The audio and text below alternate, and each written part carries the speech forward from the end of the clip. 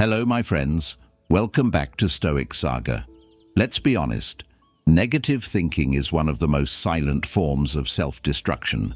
It poisons your peace, kills your momentum, and makes you doubt your worth. But here's the hard truth. Your mind is not your enemy. It's just untrained. The ancient Stoics, Marcus Aurelius, Seneca, and Epictetus, didn't wait for motivation or miracles. They built mental fortresses in times of chaos.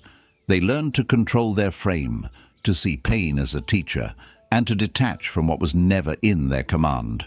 For them, mastering the mind wasn't philosophy, it was survival.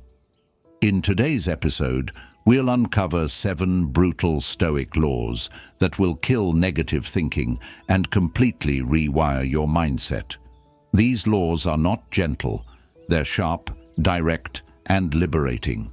If you practice them, you'll stop overthinking, stop reacting, and start commanding your mind with calm authority. Stay with me until the end, because the final law, the one about rewriting your story, is the most transformative of them all. And before we dive in, make sure you subscribe to Stoic Saga, like this video, and share your thoughts in the comments. Every voice in this community adds strength, and together, we're building a generation that leads with wisdom, calm, and courage. Law 1. Attack the root, not the symptom. Negative thinking is not a storm that comes from nowhere. It's a leak in the structure of your mind that has been dripping for years. The Stoics understood this long before psychology gave it names. They believed that suffering is rarely caused by events themselves, but by the meanings we attach to them, the unchecked beliefs we allow to fester, and the habits of thought we repeat unconsciously. Marcus Aurelius wrote in Meditations, "You have power over your mind, not outside events. Realize this, and you will find strength." The first law of mastering your mind is to stop fighting the smoke and find the fire. Attack the root, not the symptom. Most people treat negative thoughts like surface problems. They distract themselves, drown the noise with comfort, or repeat empty affirmations while ignoring the deeper cause. But as Seneca said, "No wind is favorable to the sailor who does not know his port." If you don't understand the source of your suffering, every attempt at peace will fail. Negative thinking is not random. It's rooted in patterns, fear of loss, need for approval, comparison, or self-doubt. Until you identify which one drives you, you'll spend your life reacting to shadows instead of addressing the source. Epictetus gave one of the most practical tools for this law. He taught his students to challenge every impression the mind presents. When a thought arises, "I'm not good enough. Everything is falling apart. They don't respect me," he would say, "Wait, is this thought true? Is it within my control? Does it serve virtue or weaken it?" This small pause separates the thinker from the thought. It transforms chaos into clarity. Instead of being swept away by emotion, you dissect it. You examine where it comes from, and once exposed, it loses power. Negative thinking often grows from avoidance. We fear facing the truth of our wounds, so we cover them with distractions. But Stoicism teaches the opposite: go toward the discomfort. Marcus Aurelius didn't run from pain. He studied it. He saw every challenge as a mirror reflecting what still needed discipline. The Stoic mind doesn't suppress emotion, it investigates it. Why am I angry? Why am I jealous? Why am I afraid? These questions cut through the fog and reveal the root. Once identified, the emotion transforms from an enemy into a teacher. The reason this law feels brutal is that it demands honesty. You can't heal what you keep hiding. You can't silence negativity by pretending it's not there. You must look directly at it, without judgment, without denial, and ask, What belief is feeding this? Perhaps your anxiety comes from the illusion of control, your anger from unmet expectations, your sadness from attachment to what's gone. When you trace the feeling back to its belief, the belief can be replaced with truth. That's how Stoicism rewires the mind, from falsehood to clarity. This law also applies to how you interpret daily struggles. When something goes wrong, instead of reacting, step back and ask, what is this event showing me about my mind? Every external challenge reveals an internal weakness. Someone disrespects you, your ego feels threatened. You fail a goal, your identity was tied to success. You lose someone's approval. You realize how dependent you've become on validation. The event isn't the cause of pain, it's the flashlight showing you where your attachments live. Epictetus urged his students to treat life as a training ground. What upsets people is not things themselves, but their judgments about these things. Negative thinking is just judgment repeated so often, it feels like truth. To attack the root, you must change the judgment. Replace "this is unfair" with "this is life testing my endurance." Replace "I failed" with "I learned what didn't work." Replace "they hurt me" with "they revealed my expectations." You're not denying reality, you're reframing it to serve growth instead of despair. Practical Stoic exercises can help. Begin with morning reflection. List your recurring negative thoughts. For each one, write the belief that powers it. Then question that belief. Is this within my control? Is it helping me live with virtue? Is it aligned with truth? Most will collapse under scrutiny. Evening journaling then closes the loop. Record moments when negativity tried to take over and how you responded. Over time, the pattern becomes visible, and what is visible becomes conquerable. Habit also plays a role. The brain, like a muscle, strengthens what it repeats. If you rehearse fear and doubt daily, they become your default. If you rehearse calm analysis and gratitude, those become your reflex. The Stoics trained themselves to question, to pause, to reframe. It wasn't natural. It was cultivated through repetition. You can do the same. Every time a negative thought appears, treat it as a signal. Here's my training opportunity. Attack the root.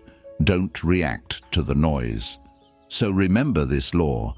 Peace is not found in avoiding storms, but in understanding their origin. When you see where the leak begins, you stop wasting effort mopping the floor. You fix the pipe. The Stoics didn't chase comfort.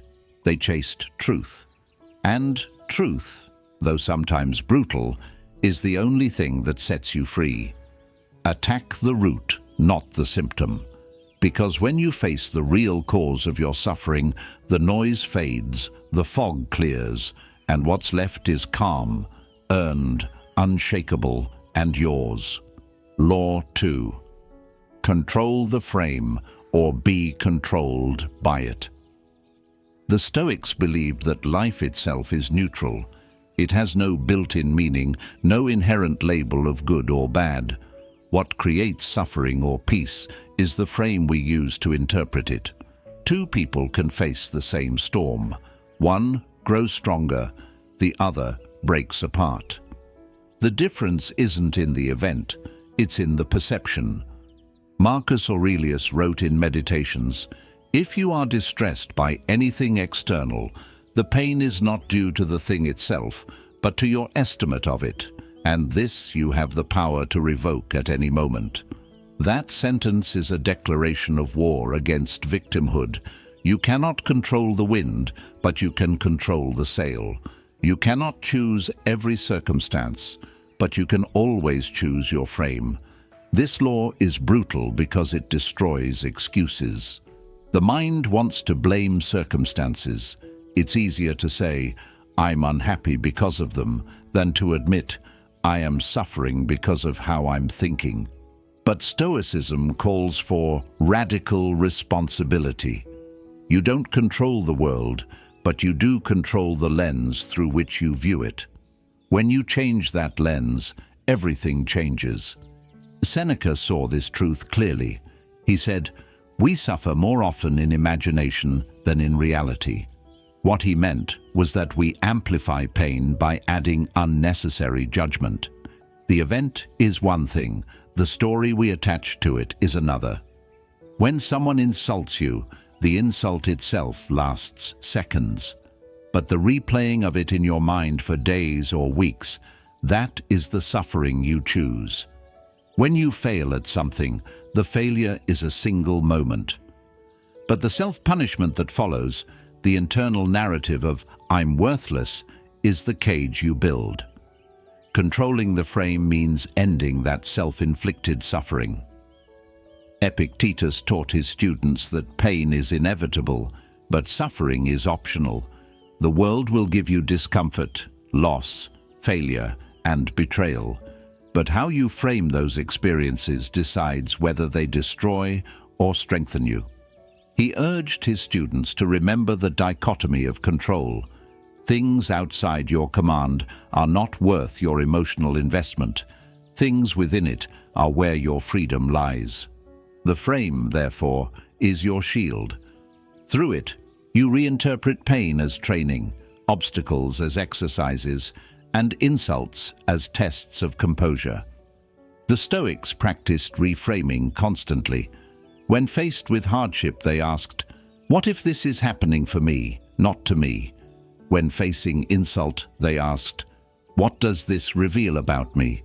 When losing something, they said, "I never owned it. I only borrowed it for a time." Through this perspective, suffering became growth, loss became gratitude, and every obstacle became a chance to exercise virtue. Modern psychology now mirrors this Stoic wisdom. Cognitive reframing, changing the meaning you assign to events, is one of the most powerful ways to defeat anxiety and depression. But the Stoics discovered it over 2,000 years ago. They didn't wait for therapy. They trained their minds daily. The frame is your mental filter. Everything that enters your perception passes through it.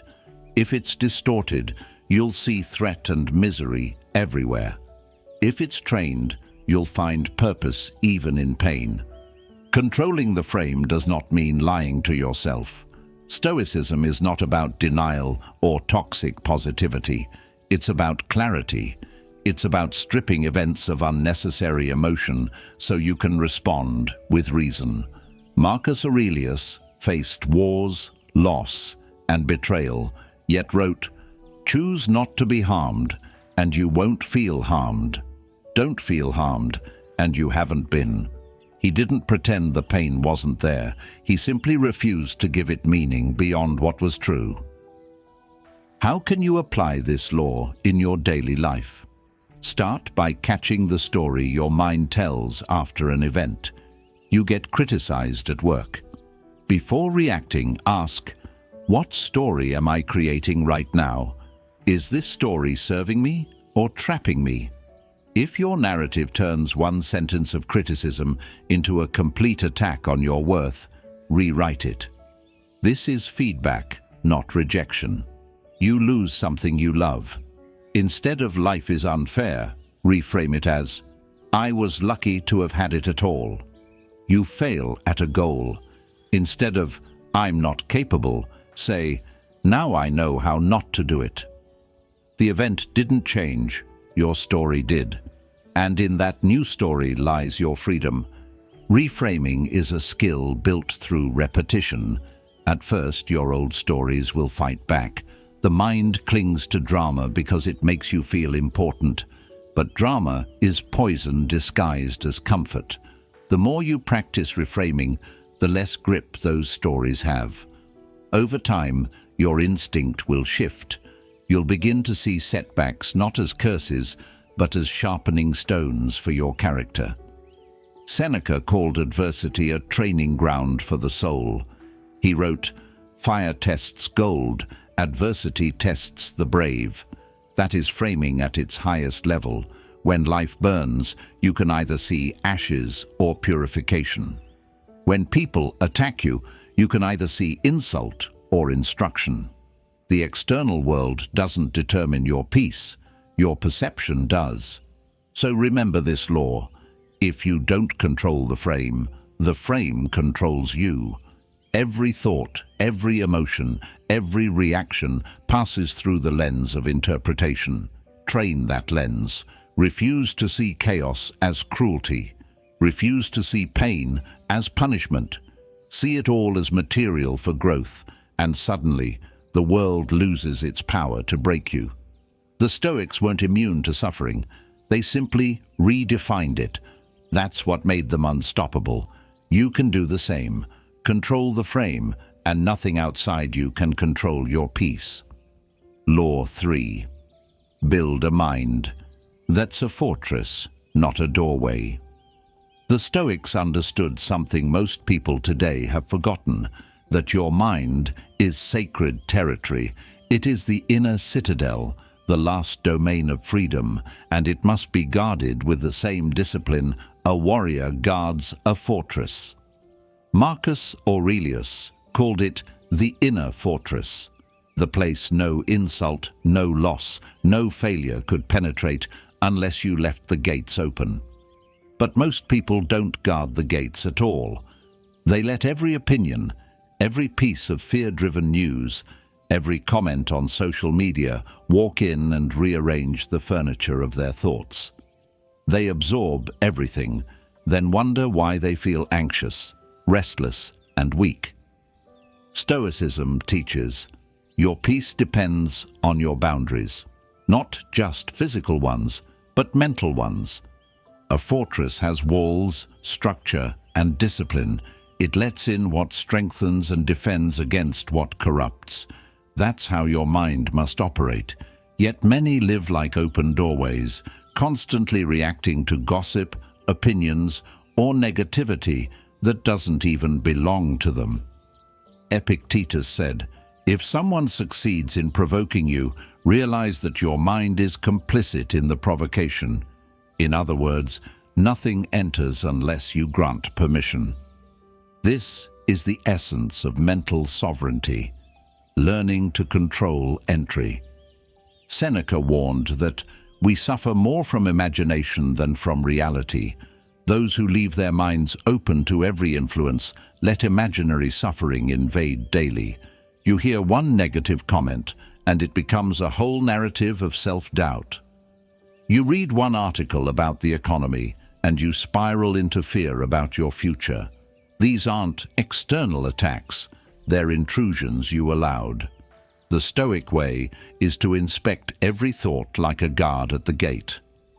When a thought arrives, ask, is this strengthening my virtue or weakening it? Is this within my control or outside it? If it's poison, don't let it in. Think of your attention as the currency of your soul. Where you spend it determines what grows inside you. The world today is designed to steal that attention.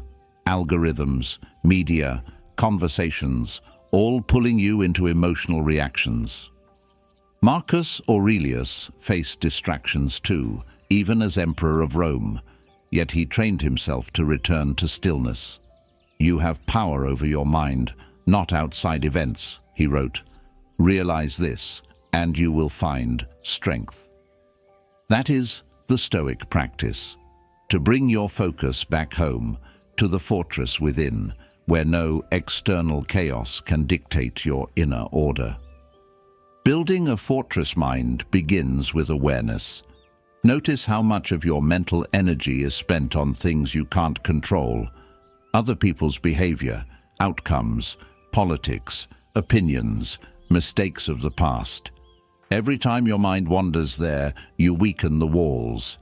Each distraction is a small crack that allows anxiety to seep in. To rebuild strength, withdraw your attention from what's uncontrollable and redirect it to what's actionable. Your response, your preparation, your discipline. The more you practice this redirection, the thicker your walls become. Next comes the discipline of information. Seneca advised, "Associate with those who may make you better." In today's world, that means choosing what enters your mind as carefully as you choose your friends. What you read, watch, or listen to is mental nutrition. Feed your mind chaos, and you'll produce chaos. Feed it wisdom, and you'll produce clarity. Guard the inputs, because they form the foundation of your inner dialogue, and your inner dialogue shapes your reality. Epictetus trained his students to treat opinions like external noise, irrelevant unless examined. Someone insults you. That's merely a sound. Your reaction gives it meaning. Someone doubts you?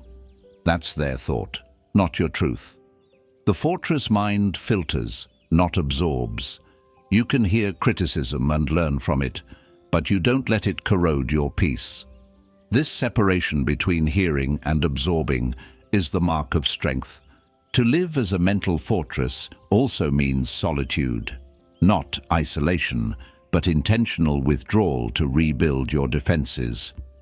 Marcus Aurelius practiced daily reflection, moments of silence to realign his thoughts before returning to the world. Without that practice, even an emperor's mind could crumble. You need your own version of that solitude, time each day to empty the noise and reinforce clarity. Whether it's through journaling, meditation, or quiet walks, these moments are how you repair the walls of your fortress. And remember, a fortress is not just defense, it's also command. It gives you height and vision. From within your stronghold you see clearly. You're no longer reacting blindly to every storm. You respond with precision. That's why Stoic calm isn't emotionless, it's strategic. When your mind is fortified, you don't need to shout, prove, or chase. You observe, decide, and act from stability. The world becomes less about control and more about alignment. The modern world confuses openness with wisdom, but unfiltered openness leads to chaos. Wisdom is selective. It knows what to allow and what to block. The Stoics were not closed-minded. They were disciplined.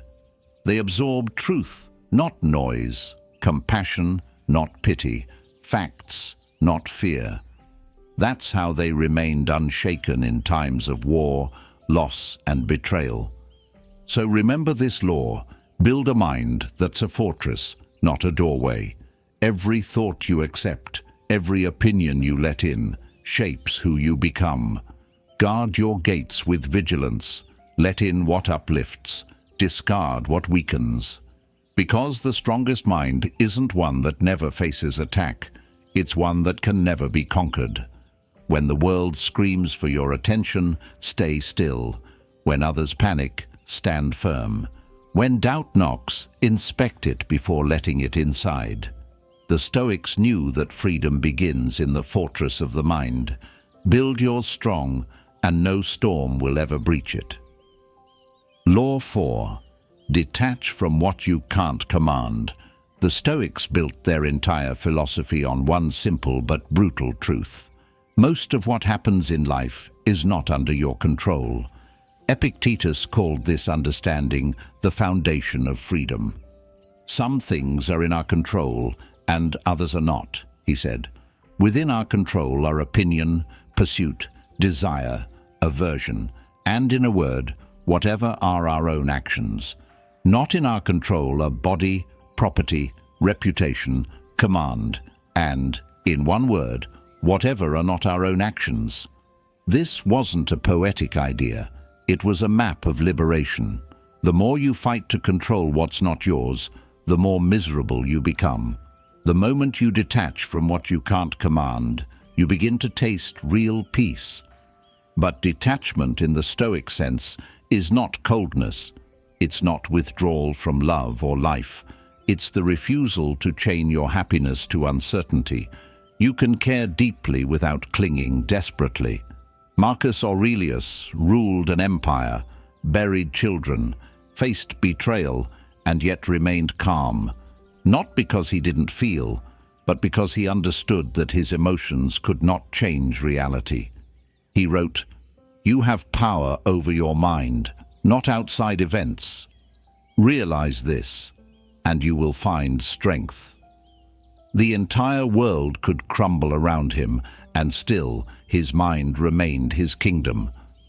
People often confuse attachment with love, control with care, and obsession with commitment. Stoicism destroys that illusion. True love, true excellence, and true peace require detachment. Because when your identity depends on outcomes you don't command, whether it's the success of a project, the affection of a person, or the approval of others, you give away your inner authority. You become a puppet pulled by invisible strings. Epictetus would call this slavery, not physical, but mental. Freedom, he said, is not the ability to do whatever you want. It's the ability to want only what aligns with reason and virtue. To detach from what you can't command, start by recognizing how small your sphere of control actually is. You can't dictate how people treat you, but you can choose how you respond. You can't control the economy, but you can control your preparation. You can't stop aging, but you can control how you use your time. Once you see this distinction clearly, anxiety loses its grip. Seneca wrote, "He suffers more than necessary, who suffers before it is necessary." Most of our suffering comes from trying to manage what never belonged to us in the first place. Detachment doesn't mean apathy. It means focus. It means directing your energy where it matters instead of wasting it where it doesn't. The Stoics didn't sit back and do nothing. They acted powerfully, but only within their sphere of control. They believed action without attachment was the highest form of strength. You do your duty fully, release your grip on the result, and trust that nature will take care of the rest. This is not fatalism. It's freedom from delusion. Think about how much of your frustration comes from misplaced control. You want someone to change. You want the past to be different. You want certainty about the future. Each of these desires is a battle against reality, and reality always wins. The Stoic learns to shift focus from outcomes to effort. You can't command the harvest, but you can command the planting. You can't command the weather, but you can command your preparation for it. The wise invest energy only in what can actually be influenced, and that's why they live lighter. Marcus Aurelius had a phrase for this: "Accept whatever comes to you woven in the pattern of your destiny, for what could more aptly fit your needs?" This wasn't submission, it was alignment. Life flows according to a rhythm larger than you. To resist it is to break yourself against the current. To flow with it is to move in harmony with nature. Detachment is the art of flowing without losing direction. This law also applies deeply to relationships. Many people suffer because they attach their peace to how others behave. If they love me, I'm happy. If they don't, I'm broken. That is the mindset of dependency. The Stoic path says, love others, but do not need them. Care deeply, but remain whole without them. This kind of love is stronger, not weaker. It's rooted in freedom, not fear. When you no longer beg for connection, you create it naturally. When you no longer cling to approval, your presence becomes magnetic. Detachment doesn't end love. It purifies it. In modern life, detachment is the antidote to chaos. The world trains you to react to everything, to every notification, every insult, every uncertainty. Detachment trains you to pause, to breathe, and to ask, is this within my control? If not, let it pass. This single discipline can save you years of wasted energy. Epictetus advised his students to begin each day expecting loss. When you kiss your child, say to yourself, tomorrow it may die.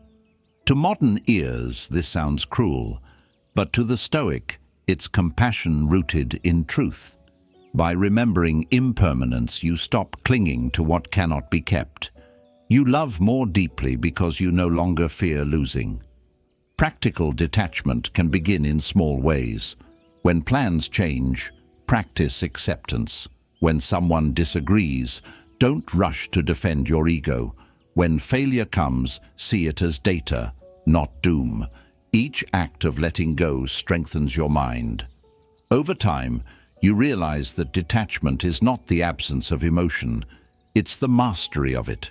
You still feel joy, sadness, and love, but none of them control you. The Stoics often compared the ideal mind to a ship anchored in calm waters. The winds of fate may blow, the waves may rise, but the anchor, your reason, your values, keeps you steady. Detachment is that anchor. Without it, you drift with every emotional current. With it, you become immovable. So remember this law. Detach from what you can't command. Don't chase control where none exists. Don't resist change that's already happened. Don't cling to outcomes that were never yours.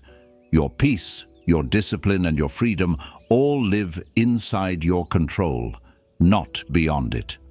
Once you understand this, the noise of the world quiets, and what remains is calm, power, and clarity. Marcus Aurelius called this the serenity of the soul, the state where nothing external can disturb you because you no longer depend on it. That serenity is not a dream. It's a choice you can make daily. Detach from what you can't command, and you'll finally command yourself. Law 5. Turn pain into power. The Stoics saw pain not as punishment, but as potential, raw, unrefined energy waiting to be transformed. To them, suffering was never a reason to collapse, but a call to awaken. Marcus Aurelius, facing the death of his children, betrayal of allies, and the weight of ruling an empire, never cursed his misfortunes. He wrote instead, "The impediment to action advances action." What stands in the way becomes the way. That single sentence captures the essence of this law. Pain is not your enemy. It's your material. What you do with it decides whether it breaks you or builds you. Most people spend their lives trying to avoid discomfort. They fear emotional pain, failure, rejection, loss. But avoidance is the breeding ground of weakness. The Stoics believed that whatever you flee grows stronger, and whatever you face loses its power. Pain ignored becomes fear. Pain studied becomes wisdom. Seneca wrote, "Difficulties strengthen the mind, as labor does the body. If you run from pain, you remain fragile. If you engage it with courage and reason, it becomes your greatest teacher." To turn pain into power, you must first accept it. This sounds simple, but it's the hardest step. We waste energy resisting reality, saying, "This shouldn't have happened." But Stoicism rejects that phrase completely. Marcus Aurelius reminded himself daily, "You can endure anything your nature allows you to endure." Life doesn't owe you comfort. It offers you challenge so that you may evolve. Every hardship is training for the soul. When you accept that, pain stops feeling like chaos and starts feeling like purpose. Epictetus taught this law through experience. He was born a slave, beaten and crippled, yet became one of the greatest philosophers in history. His power came from refusing to waste pain. He said, "I must die. Must I then die groaning too?" That line captures Stoic strength perfectly. You can't always choose your suffering, but you can always choose your response. That choice is where transformation begins. Turning pain into power is not about pretending it doesn't hurt. It's about refusing to let it define you. The Stoic doesn't numb emotion, he studies it. pain becomes a form of data, information about what matters most. When you lose someone you love, the grief reveals your capacity to care. When you fail at something, the disappointment reveals your desire to grow. Every wound contains wisdom, but only if you're brave enough to look directly at it. Pain also exposes the illusions you live under. You think you're strong until life tests you. You think you're humble until you're humiliated. You think you're patient until everything delays. These moments are not cruelty, they're clarity. They strip away the lies you tell yourself and show you exactly who you are. That truth may sting, but it's sacred. As Seneca said, fire tests gold, adversity tests the brave. When you stop running from pain, something extraordinary happens. It starts working for you. The same energy that once drowned you now fuels you. Every scar becomes a reminder, every setback a source of discipline. You begin to see life differently, not as something happening to you, but through you. Marcus Aurelius wrote, "A blazing fire makes flame and brightness out of everything thrown into it." That is the Stoic mindset. Whatever the world throws at you, loss, failure, insult, rejection, you burn it into fuel. To practice this, the Stoics used a method called premeditatio malorum, the premeditation of adversity. They would imagine the worst-case scenarios not to become pessimistic, but to strengthen resilience. By facing pain mentally before it arrives, they robbed it of surprise. Seneca wrote, "He who fears death will never do anything worth a man." The Stoics didn't fear pain because they rehearsed it, understood it, and accepted it as part of the natural order. You can do the same. Visualize challenges before they come. See yourself responding with calm and strength. When they do arrive, you'll recognize them not as enemies, but as familiar teachers. Pain, when processed correctly, becomes focus. It strips away the unnecessary. When you've been through hardship, you stop chasing distractions. You value simplicity, peace, clarity. You stop needing approval because you've already survived disapproval. You stop fearing loss because you've learned to rebuild. Pain, paradoxically, is what teaches freedom. In practical terms, start by asking this question whenever you face struggle. How can I use this? Use rejection to build independence. Use failure to refine your craft. Use loss to deepen compassion. Use setbacks to strengthen patience. Every ounce of pain can be recycled into purpose if you refuse to waste it. The Stoics believed life is a forge. Every challenge is a hammer strike shaping you into something unbreakable. Remember this law: turn pain into power. Don't numb it, don't deny it, and don't dramatize it. Study it, channel it, transmute it. The Stoic path is not about avoiding suffering. It's about becoming so disciplined that suffering becomes raw material for greatness. Because here's the ultimate truth: pain will visit everyone, but power only belongs to those who use it. When you can take what was meant to hurt you and make it your strength, you no longer fear anything. You no longer flinch when life tests you. You become what the Stoics called invictus, unconquered. So the next time pain knocks, don't ask, "Why me?" Ask, "What can I build with this?" Then build. Because every scar you turn into strength becomes proof that you didn't just survive, you evolved. Law 6. Let silence be your superpower. The Stoics understood something that modern society has almost entirely forgotten: that silence is not emptiness, but control. In a world where everyone is desperate to speak, defend, prove, and explain, the one who stays silent holds the real power.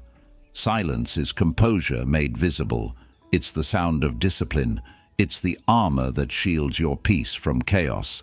Marcus Aurelius wrote, Don't waste your time arguing about what a good man should be. Be one. That single sentence cuts through the noise. While others debate, you act. While others react, you observe. While others shout, you listen. That is the essence of Stoic silence, not weakness, but mastery. People today mistake silence for passivity, when in truth, it's the highest form of strength. To stay quiet when insulted, to hold your ground when misunderstood, to walk away instead of explaining yourself to those committed to misunderstanding you, that's power. The weak need to prove themselves constantly.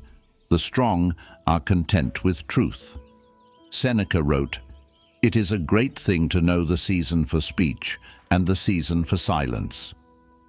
The Stoics trained themselves to recognize that distinction. They knew that words can either clarify or destroy. Most of the time, they destroy. Epictetus, who was once enslaved, learned to survive through silence. He said, "We have 2 ears and 1 mouth so that we can listen twice as much as we speak." Silence gave him observation. Observation gave him understanding.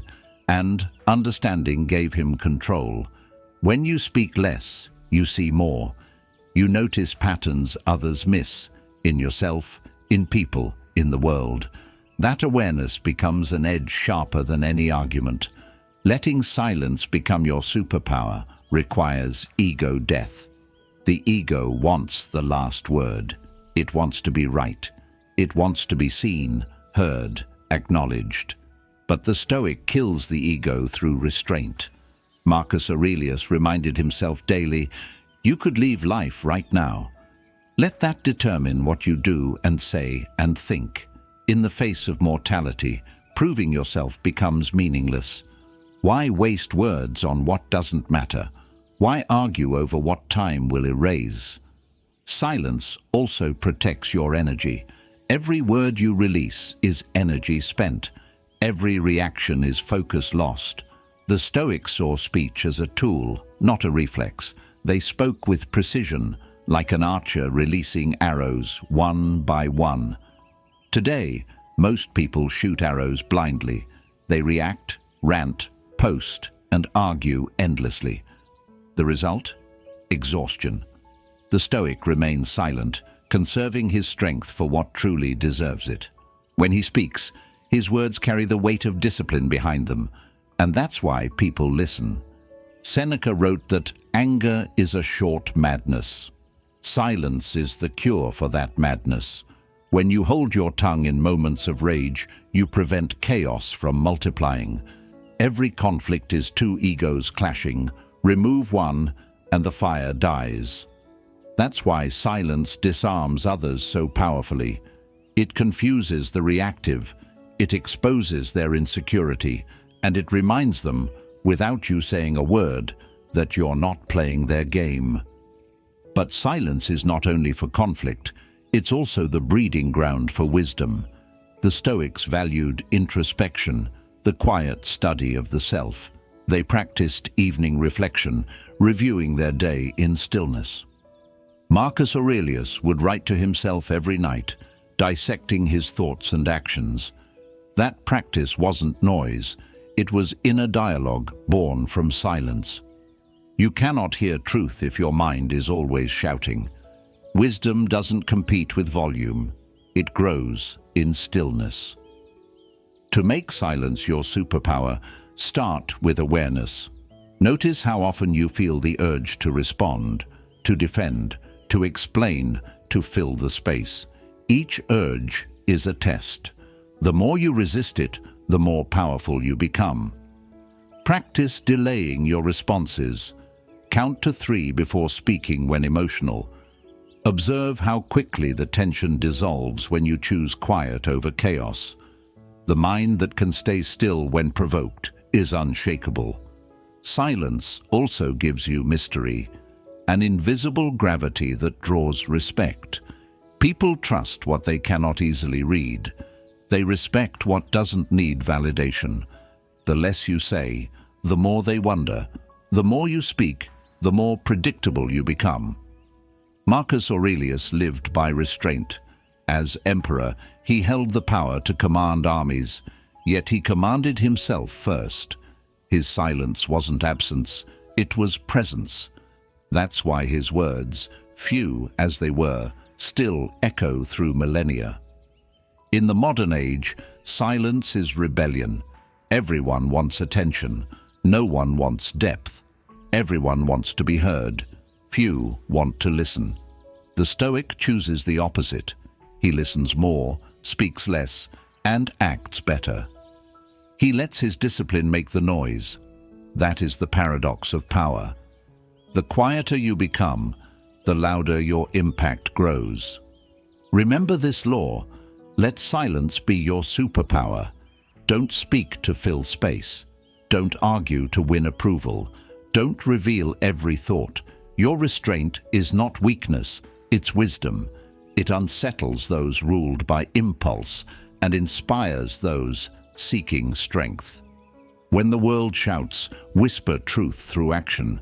When they provoke, smile in stillness. When they question your calm, let your results answer for you. Silence is not just the absence of noise, it's the presence of control. And when you master that, you no longer chase power, you are power. Law 7. Rewrite the story you live under. Every human being lives under a story, a silent script that shapes every thought, decision, and emotion. Most people never realize it, yet it runs their lives like a hidden program. The Stoics knew this truth deeply. They believed that freedom doesn't come from changing your circumstances, but from changing your interpretation of them. Marcus Aurelius wrote, "Very little is needed to make a happy life. It is all within yourself, in your way of thinking." In other words, your suffering is not caused by the events around you. It's caused by the story you tell yourself about those events. The same reality can feel like a tragedy or a triumph, depending on the narrative you live under. You see, everyone inherits a story, from family, culture, failure, or trauma. Some grow up believing they are victims of life, others that they must prove their worth endlessly, others that happiness lies in control, achievement, or approval. These stories might have helped once, but eventually they become prisons. Stoicism invites you to tear down that prison and write your own philosophy of life, one based not on reaction, but on reason. Seneca said, "We are more often frightened than hurt, and we suffer more in imagination than in reality." The imagination he spoke of is the story we tell ourselves, that things are worse than they are, that we are smaller than we are, that we have no choice. To rewrite your story, you must first see it clearly. The Stoic practice begins with awareness. Pay attention to your inner dialogue, the constant commentary your mind produces. When something goes wrong, what's the first thing you tell yourself? This always happens to me. I'm unlucky.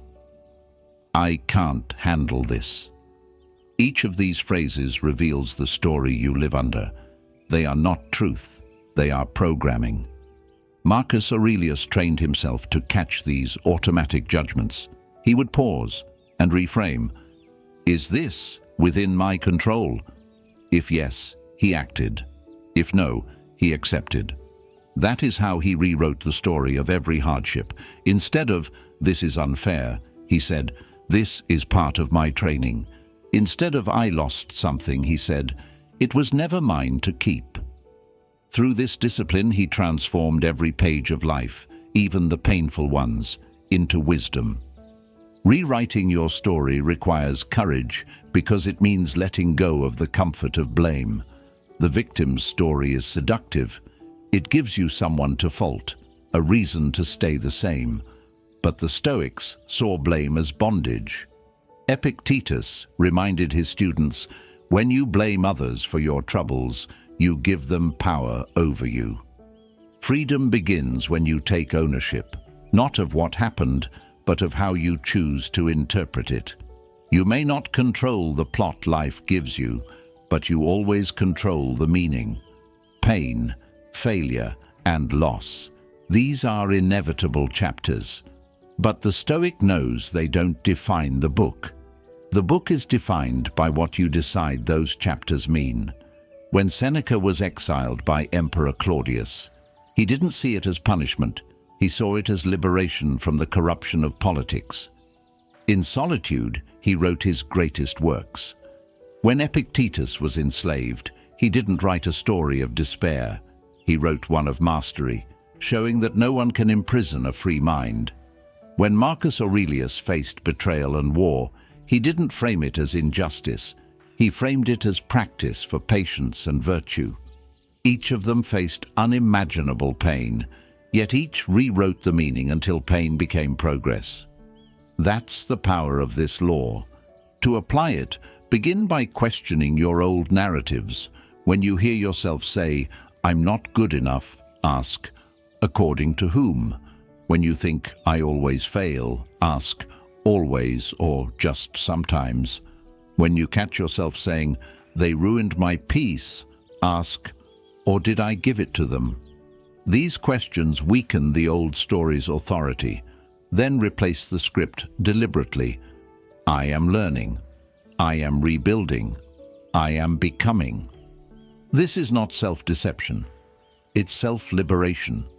You're not inventing fantasy. You're reclaiming authorship. The Stoics practiced this rewriting through journaling. Each night, Marcus Aurelius wrote his meditations not for others, but to remind himself of the story he wanted to live by: calm, duty, gratitude, and courage. You can do the same. Write down your current story, the one your mind repeats when life feels heavy. Then write the version the Stoics would choose, one of responsibility, peace, and strength. Repeat it until it becomes habit, because stories, once rewritten and rehearsed, become reality. Modern neuroscience now confirms what the Stoics knew intuitively: thoughts create pathways. The story you repeat rewires your brain. If you keep saying life is unfair, your mind will filter evidence to prove it. But if you train yourself to see obstacles as lessons, your brain will find meaning in them. The Stoic practice isn't mystical, it's neurological discipline. You choose the language, and the brain obeys. But this law goes deeper than motivation. It's about identity. The story you live under decides who you become. If you constantly tell yourself that you're broken, your actions will reflect defeat. If you tell yourself you're being shaped by adversity, your actions will reflect purpose. The Stoics believed virtue, wisdom, courage, justice, and self-control was not something you achieved, but something you chose to live as. Rewriting your story means living as the person you aspire to be long before the world confirms it. So remember this law: rewrite the story you live under. Life is not the author, you are. Events provide the ink, but you decide what gets written. You can keep replaying old pain, or you can turn it into power. You can stay the victim of circumstance, or you can become the author of meaning. That is Stoic freedom, the ability to define your experience instead of being defined by it. Marcus Aurelius called this the art of living. He wrote, "The happiness of your life depends upon the quality of your thoughts. So guard your thoughts as a writer guards his words. Choose them with purpose, refine them with reason, and live them with integrity. The world will still test you, but it will never again control your story. When you master this, you stop reacting to life. You begin directing it. And that's how the Stoics lived, not as victims of fate, but as sculptors of it. The pen is in your hand. Don't let your past hold it. Write something worthy of your strength." We've reached the end, my friends. 7 brutal Stoic laws that, if lived, can completely rewire your mind, not by giving you comfort, but by giving you control.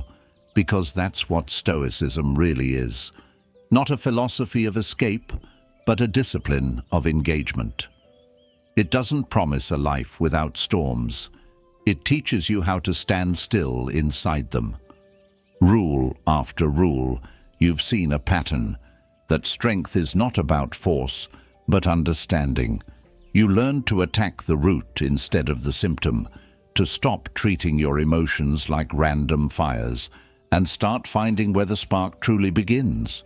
You learn to control the frame, to take back authority over meaning itself, because nothing in life carries pain or joy until your perception gives it shape. You learn to build your mind as a fortress, not a doorway, to stop letting every opinion, fear, and doubt walk in freely. You learn to detach from what you can't command, to love deeply without clinging, to act fully without depending on outcomes. You learn to turn pain into power, to make every scar a source of light instead of darkness. You learn that silence is not weakness, but the sound of wisdom. And finally, you learn to rewrite the story you live under, to stop being a character in someone else's narrative and become the author of your own. The Stoics weren't gods or saints.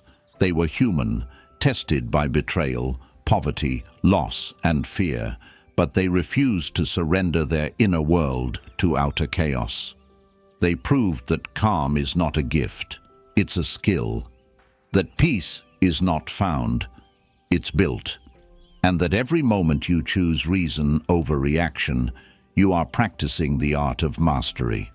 So as you leave this episode, I want you to remember, every thought is training, every emotion is feedback, every day is a test of your philosophy, and you, right now, have the same tools Marcus Aurelius, Seneca, and Epictetus had. You have the ability to rule yourself. That's where true freedom begins. If this message resonated, subscribe to Stoic Saga, hit the like button, and share your thoughts in the comments. Which of these 7 Stoic laws do you need to start practicing today? Let's build a community of strength, wisdom, and calm minds in a chaotic world. Because in the end, the goal is not to escape life, it's to face it unshaken. The storms will come, but when they do, you'll stand firm, not because the world got easier, but because you got stronger. Rebuild your mind, rewire your perception, rise through discipline. This is Stoicism, timeless, unbreakable, and yours to live.